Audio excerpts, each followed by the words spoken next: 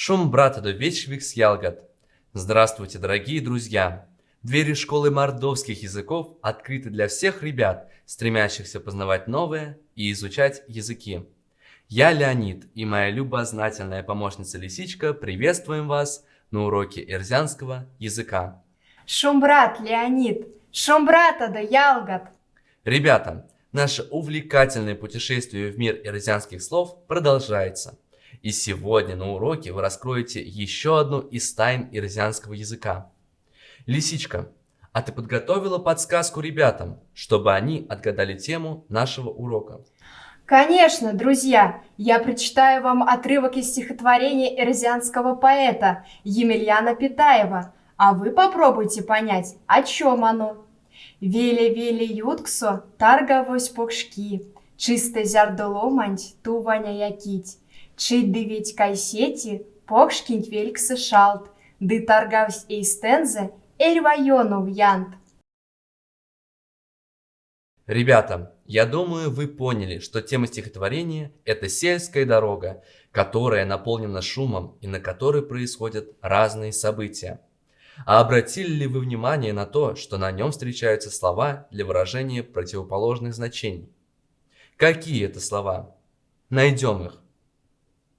Правильно, ребята, это слова «чить» днем и «веть» ночью. И сегодня на уроке нам предстоит познакомиться с понятием антонимы и научиться подбирать эрзянские слова, противоположные по значению. Итак, тема нашего занятия «Смустень коряс карадокаршо аравтозвалт» – слова с противоположным значением. Ребята, эрзянский язык необыкновенно богат и разнообразен. В нем есть слова, которые помогают рассказать о противоположных явлениях, описать непохожие друг на друга картины окружающего мира. Называются такие слова антонимами. Друзья, слова из стихотворения «чить» днем и «веть» ночью являются словами-антонимами. Антонимы – это слова, противоположные по значению. С ними вы не раз встречались на уроках русского языка и, конечно, в повседневной жизни. Сегодня на уроке мы с вами познакомимся со словами-антонимами на эрзянском языке. Ребята, среди антонимов можно выделить слова, которые могут обозначать предметы, признаки или действия.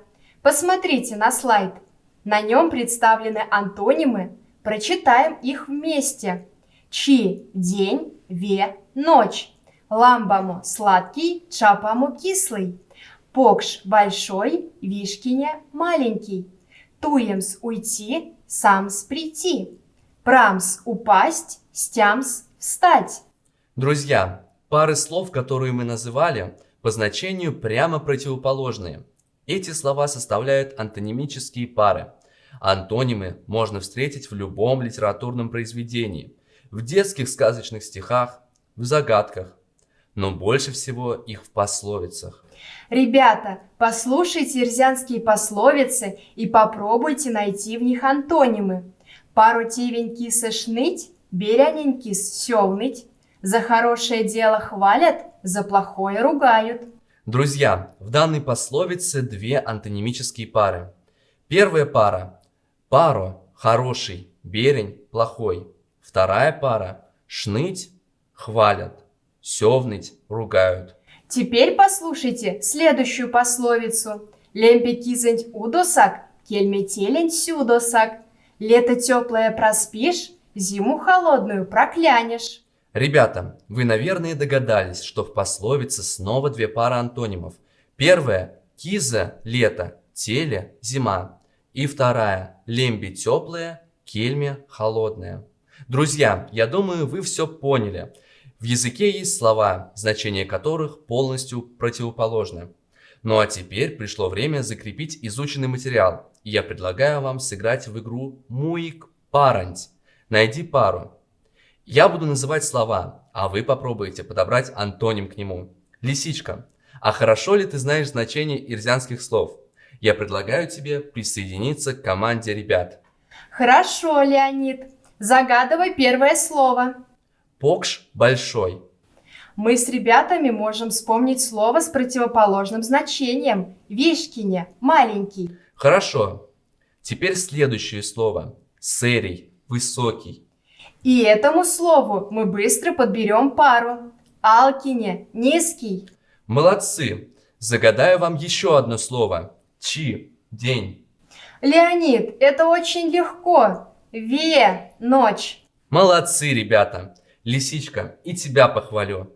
Умница. Ты показала хорошие знания ирзианского языка. Ты согласна со мной, что без антонимов точно так же, как и без синонимов, обойтись нельзя? Они разнообразят нашу речь, позволяют выразить мысль точнее, образнее. Совершенно верно. В ирзианском языке много слов-антонимов. Благодаря им речь становится выразительной, красивой и точной. Ребята, как вы думаете, все ли ирзианским словам можно подобрать антонимы? Лисичка, далеко не все слова могут иметь антонимы. Например, слова, которые обозначают конкретные предметы, такие как вальма, окно, столь, стол и другие. Ребята, как быстро пролетело время! К сожалению, наш урок уже подошел к концу.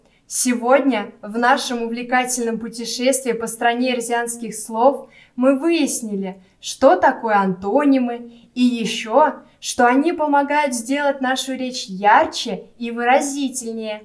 Надеемся, что наш урок вам понравился и вам было интересно и познавательно. Мы будем рады, если вы продолжите путешествие в мир ирзианских слов вместе со школой мордовских языков. До скорых встреч, друзья! Вас томазонок вечки викс ялгат, улиде шумбрат.